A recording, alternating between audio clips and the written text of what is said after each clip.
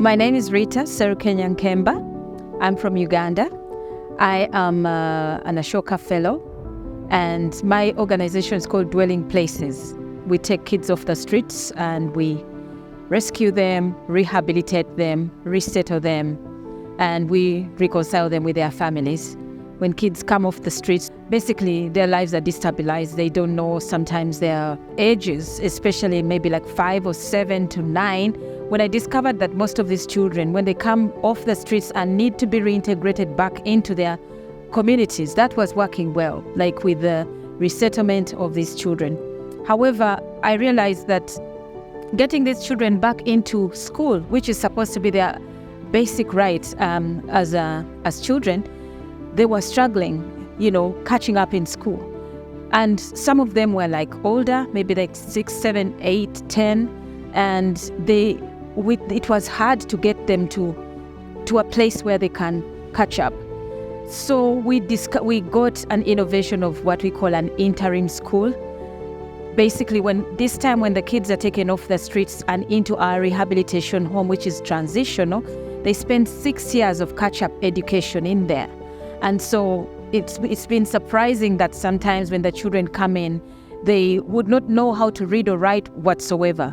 But if given a chance and an individual education planning for each of these children, we have been able to accelerate their education so that when they leave the home, the transitional rehabilitation home, to go back into their communities, they just quickly fix into the education system.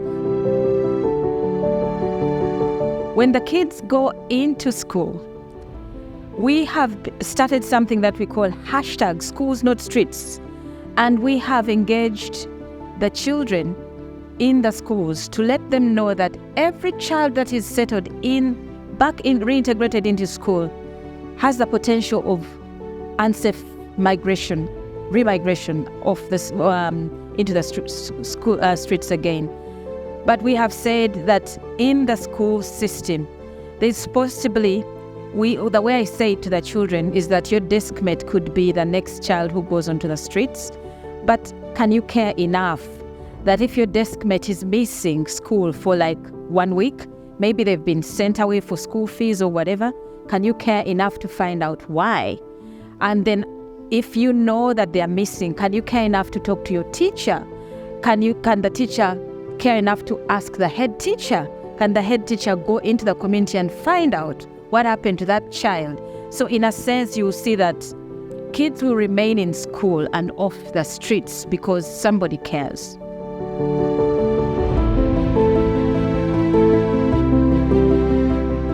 Well, the dynamics of street children in Uganda are different. At the moment, the majority of the children who are living on the streets of Kampala are from northeast Uganda in a place called Karamoja. While before, the kids who came to the streets were being ejected from their homes for domestic issues, domestic abuse. Right now, the trend is that the parents themselves are bringing the children into the city so that they can beg. And we have sort of like named it into a form of internal child trafficking. So the parents go out to the place in a village in Karamoja. They mobilize children, and the owners of these children give them to one parent who brings them to Kampala, and the children beg. And these parents, the owners of the children, are meant to send back at least 20,000 shillings to the parents of these children. So it has become a lucrative business. The kids themselves are told that they have targets. They must raise at least 5,000 shillings a day or they don't have food.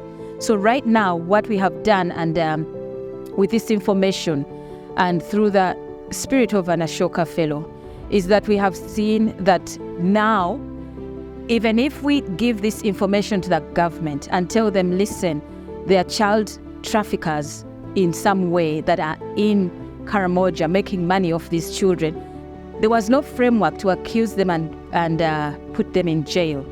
But now, because we have done a lot of advocacy and informing, and actually to the extent of getting the members of parliament, who are the policy makers, to get them to come and see what's happening, there has been a forum that was created in the parliament, and last year we were very proud that an ordinance was created, that now we have a framework whereby anyone who is caught doing this form of child trafficking can be sentenced based on this ordinance. So our role right now is to disseminate this information to the people. Yeah, we are very proud that that has happened.